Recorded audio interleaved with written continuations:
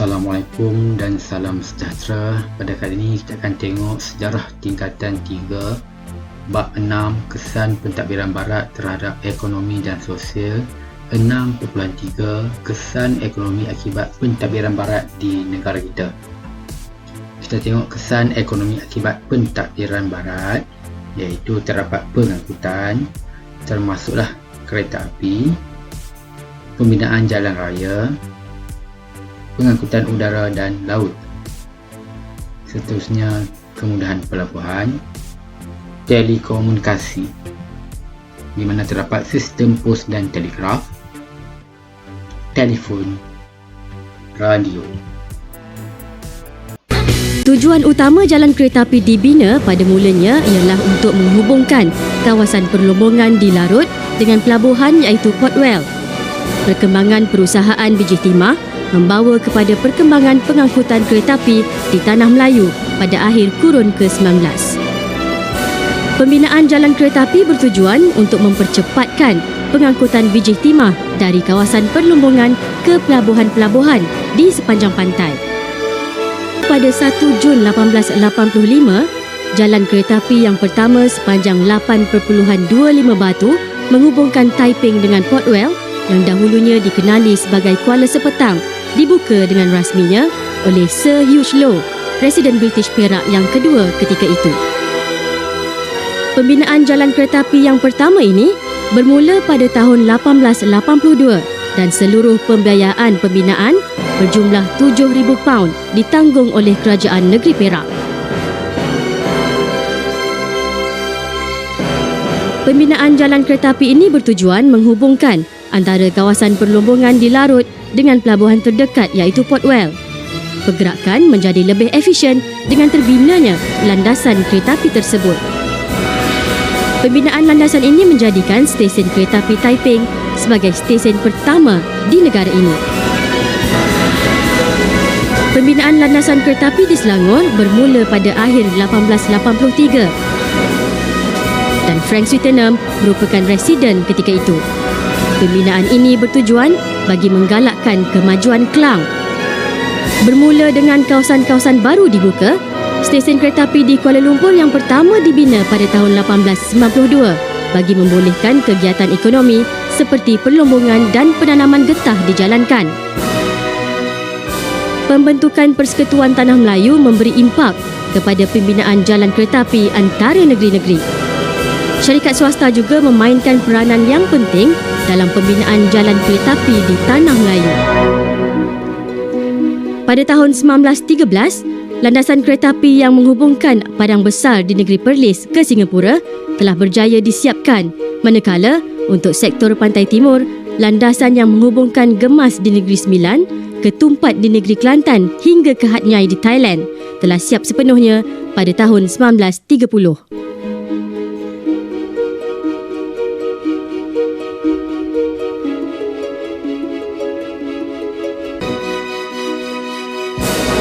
Pada asalnya, perkhidmatan kereta api di Tanah Melayu adalah tertakluk di bawah pentadbiran kerajaan negeri masing-masing.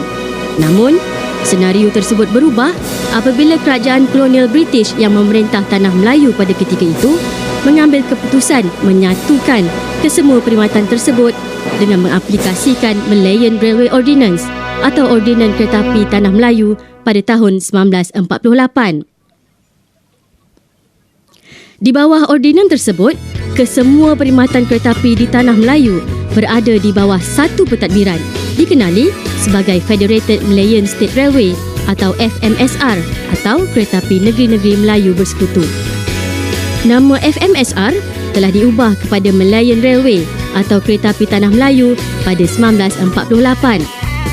Setelah ianya diswastakan, nama tersebut ditukar kepada Kereta Api Tanah Melayu Berhad atau KTM Berhad dan kekal sehingga kini. Kereta Api Tanah Melayu diswastakan pada 1 Ogos 1992. Perkhidmatan KTM Berhad adalah tertakluk di bawah Akta Kereta Api 1991.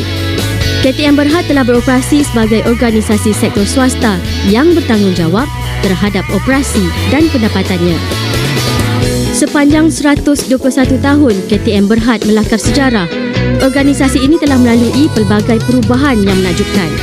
daripada lokomotif wap pertama pada tahun 1885 dan kemudiannya menggunakan enjin diesel pada 1958. Kemuncaknya adalah apabila perkhidmatan kereta api elektrik pertama di Malaysia diperkenalkan pada tahun 1995 dikenali sebagai KTM Commuter. Dengan pakai saiz metal gauge 1000 mm di sepanjang 2,262 km rangkaiannya, KTM berhad menyediakan perkhidmatan meliputi hampir keseluruhan semenanjung Malaysia. Stesen-stesen kereta api di Malaysia. Malaysia mempunyai landasan kereta api kira-kira 1,791 km. Kira-kira 1,665 km daripadanya terdapat di semenanjung Malaysia. Semenanjung Malaysia mempunyai dua sistem landasan kereta api utama, iaitu dari Padang Besar ke Johor Bahru dan menganjur ke Singapura melalui Tambak Johor. Dari Kuala Lumpur ke Gemas, Gerantut, Gua Musang dan Tumpat di pantai timur dan bersambung ke Sungai Golok di negara Thai sepanjang 526 km. Gemas ialah stesen persimpangan landasan kereta api antara pantai barat dan pantai timur semenanjung Malaysia. Kegiatan perlombongan bijih timah dan penanaman getah telah menyebabkan perkembangan awal perkhidmatan kereta api. Semenjak pengkoperatan KTMB, program pemodenan rancak dijalankan. Kerja penaiktarafan laluan masih dijalankan. KTM dijangka menyediakan perkhidmatan antarabandar yang lebih kerap pada kelajuan 160 km sejam.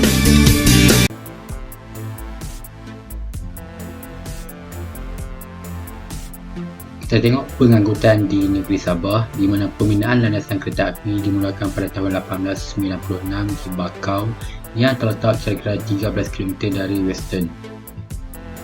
Pada tahun 1900, landasan kereta api dibina untuk menghubungkan Beaufort dengan Jerselton dan Tenung. Tujuan pembinaan landasan kereta api di Sabah ialah untuk kegiatan pembukaan ladang getah. Kawasan pantai barat Sabah merupakan tumpuan pembinaan landasan kereta api. Seterusnya kita tengok pengangkutan di Sarawak, di mana pada tahun 1917 landasan kereta api menghubungkan Bau dengan Kuching dibina. Pembinaan jalan raya di negeri-negeri Melayu, kita tengok di negeri Selangor, di mana jalan raya yang menghubungkan Kuala Lumpur dengan Pelabuhan Kelang dibina oleh British. Pada tahun 1902, peningkatan penggunaan kenderaan bermotor seperti lori, bas, kereta dan basikal menyebabkan pembinaan jalan raya yang lebih lebar. Menjelang tahun 1911, jalan raya dibina untuk menghubungkan bandar-bandar besar, kawasan yang mempunyai potensi sumber ekonomi dan pelabuhan.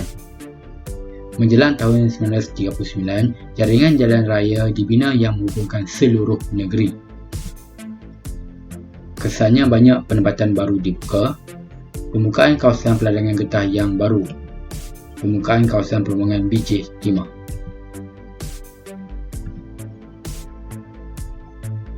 Di Sarawak, mempunyai banyak kawasan berbukit, paya dan sungai. Pembinaan jalan raya dihalang disebabkan masalah bentuk muka bumi dan kos membina jalan raya yang tinggi. Di Kuching dan Miri, jalan raya pendek yang tidak terturak dibina. Di Sabah pula, di mana SDUB membina jalan raya untuk kepentingan ekonomi mereka, bertujuan menghubungkan bandar yang sedia wujud di sebelah pantai barat. Menjelang tahun 1941, Sabah mempunyai kira-kira 165 km jalan raya berturak. Kebanyakan jalan terdapat di sekitar bandar Jerselton, Sandakan, Kudat, Lahad Datu dan Tawau. Pengangkutan udara dan laut, kita tengok di negeri-negeri Melayu, di mana pada tahun 1977 syarikat WA Air Service memperkenalkan perkhidmatan penerbangan awam. Syarikat ini menjalankan perkhidmatan penerbangan domestik di antara Singapura, Kuala Lumpur dan Pulau Pinang. Pada tahun 1890, syarikat Strait Steamship ditubuhkan di Singapura, di mana syarikat ini menyediakan perkhidmatan kapal awak kepada pelabuhan-pelabuhan negeri-negeri Melayu. Bekalan makanan, buruh dan jentera untuk industri perlombongan bijih timah dibawa oleh kapal susur pantai. Singapore and Sarawak Steamship Company menyediakan perkhidmatan perkapalan di Bandar Kuching. Pada tahun 1924, terdapat perkhidmatan kapal terbang air bagi menghubungkan Bandar Kuching dengan Singapura. Di Sabah pula, di mana terdapat sistem pengangkutan air dimajukan oleh SBUB.